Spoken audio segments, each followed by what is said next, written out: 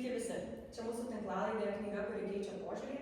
Ir šiandien mes 5 draugės, tai aš, Gustė, Julita, Austėja, Karolina ir Miglė pristatysime knygą, kuri, manau, naudinga kiekvienam žmogui. Tai Gary Chapman 5 meilės kalbos. Autorius knygoje kalba apie tai, kad meilę galime pristatyti skirtingais būdais. Tai žodžiais, laiko leidimas kartu, dovanomis, paslaugomis bei fiziniais prisilietimais. Jeigu partneriai kalba skirtingomis meilės kalbomis, dažnu atveju gali kilti sunkumų suprasti vienas kitą, todėl ši knyga padeda atrasti raktą į geresnį tarpusavio ryšį. Tai kalbant trumpai, tai 5 meilės kalbos pirmą kartą buvo išleista dar 1992 metais, bet pačio populiarumo pati knyga vis dar nepraranda. Tai tarsi vadovas santykiams, kuris paaiškina visiems žmonėms, kodėl vieni žmonės jaučiasi mylimi dėl visokiausių smulkmenų, o kiti dėl konkrečių veiksmų. Įdomiausia tai, kad kiekvienas mūsų turime savo tą pagrindinę meilės kalbą iš tų 5 ir kartais atrodo, kad viską darai teisingai, bet tiesiog žmogus vis tiek nesijaučia mylimas, nes neatrandi to žmogaus tos pagrindinės meilės kalbos. Taigi, kaip galvojat, kuri meilės kalba yra pati svarbiausia? Man artimiausia būtų žodžiai, tai komplimentai, padrąsinimai, net mažas ačiū pagerina dieną. Ir nesvarbu vien tas ačiū, tiesiog visi meilūs žodžiai iš karto parasklaidina visą nuotaiką. O man yra svarbiausia prisilietimai. Apkabinimai ir paėmimas už rankos kartais yra daug svarbesnis negu tas ilgas pokalbis. Tuo metu atrodo išnyksta visos bėdos, visos problemos, todėl tikiu, kad fizinis ryšys gali išspręsti labai daug nesutarimų ir suteikia tą saugumo jausmą. Aš žinokit labiausiai vertinu paslaugas. Man tai patinka, kai žmogus parodo dėmesį ar rūpestis kasdieniais darbais ir parodo, kad jam labai rūpiu. Ir man labai yra svarbu, kad kažkas pastebi mane, tarkim, kad ar kokią arbatą padaro, kai sergu, ar dar kažką. Man atrodo, kad žmogus tokią smulkmeną padaro, bet suteikia tiek daug tam, kad taip šilta ir gera viduje, jautiesi toksai suprastas. Ir man tai yra gal ne tik kaip pagalba, o toks rūpestis parodymas paslaugos būdu, kad tikrai tam žmogui rūpi. Kaip tu ir jautiesi? Manau, tai laikas kartu. Jeigu žmogus skiria man daug dėmesio, tai mano pagrindinis meilės ženklas. Net paprastas pokalbis ar pasivaikščiojimas, kai žmogus nesiblaško, sutelkia mane dėmesį, man tai yra labai svarbu.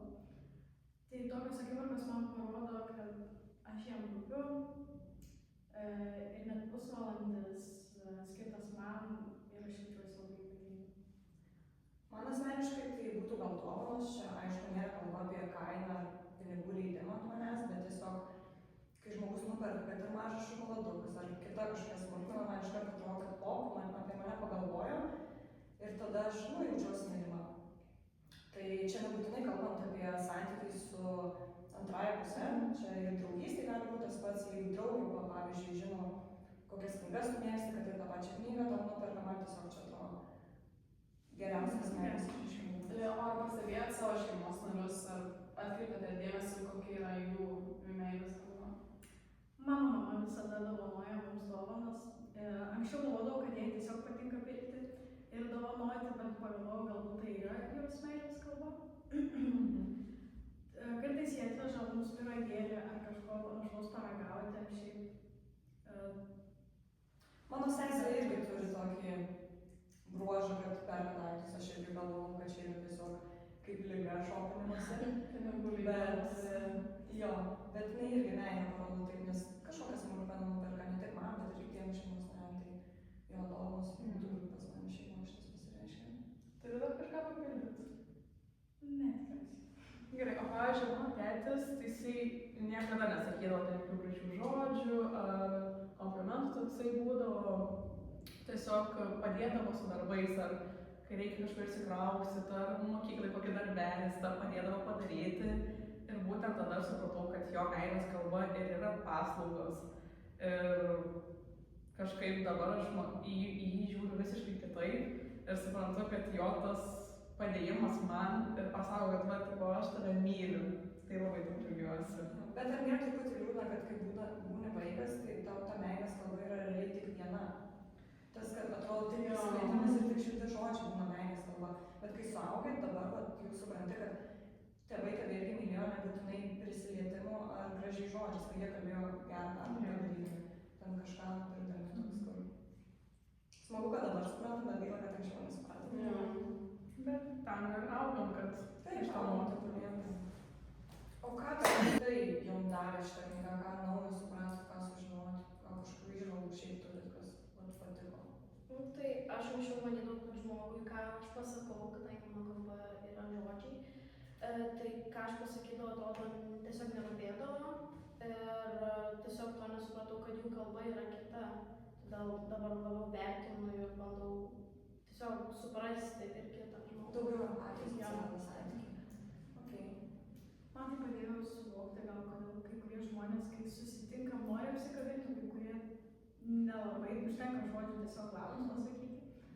Tai gal supratau tai, kad mūsų kiekvieno meilės kalba iš tikrųjų skiriasi ir kad reikia priimti visų skirtumus ir nenustebti, kad kažkas tai nenorės apsikabinti susitikus, o kažkas eis link tavęs su rankom plačiom. Jo, man gal irgi daugiausia davė to supratimo, kad nereikia labai susireikšminti ir tik save žiūrėti, reikia visada įvertinti tą, kad kitas žmogus turi kitą meilės kalbą ir jūs skirtingi pasauliai tiesiog ir to turi atsirasti laisviau tokio. Jo, aš irgi iš to knygų supratau, kad nes visada galvodavau, kad manęs žmogus nesupranta, kad aš rodau labai didelę meilę, o tai pasirodo, kad aš rodau tik savo kalbą.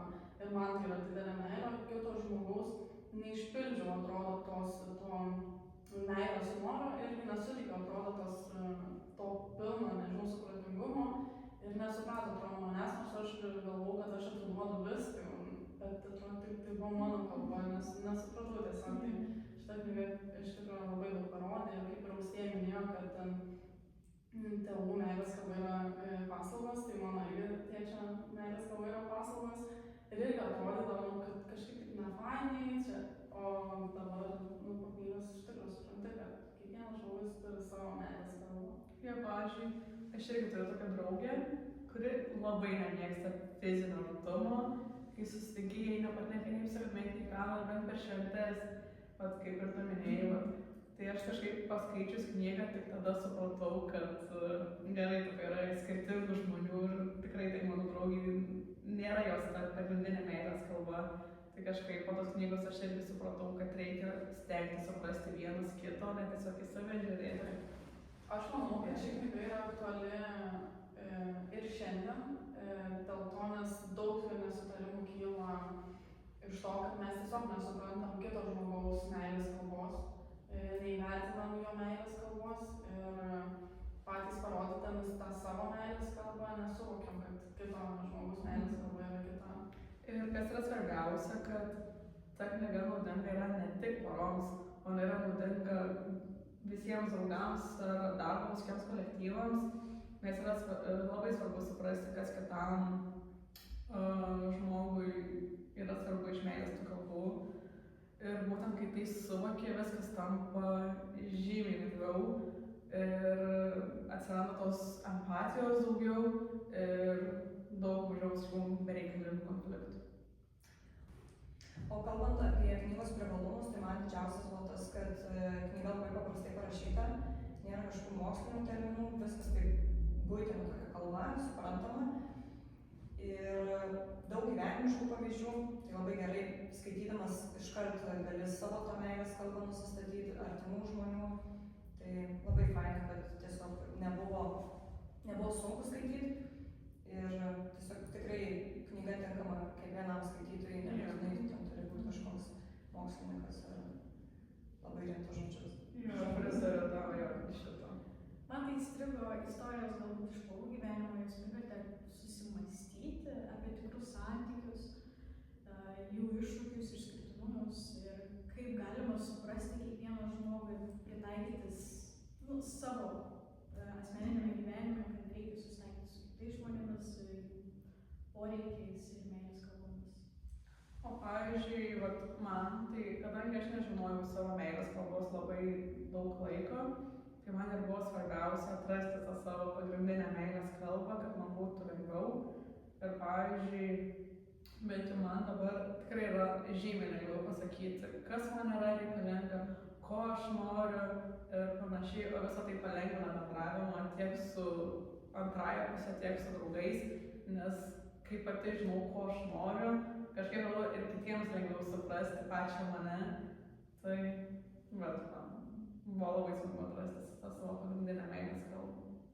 O man tai labai patiko, kad knyga yra universali ir tinka visiems, ne tik santykiuose esantiems žmonėmis, bet ir tarp draugų, šeimos narių, labai lengva ją pritaikyti visose situacijose gyvenimiškose.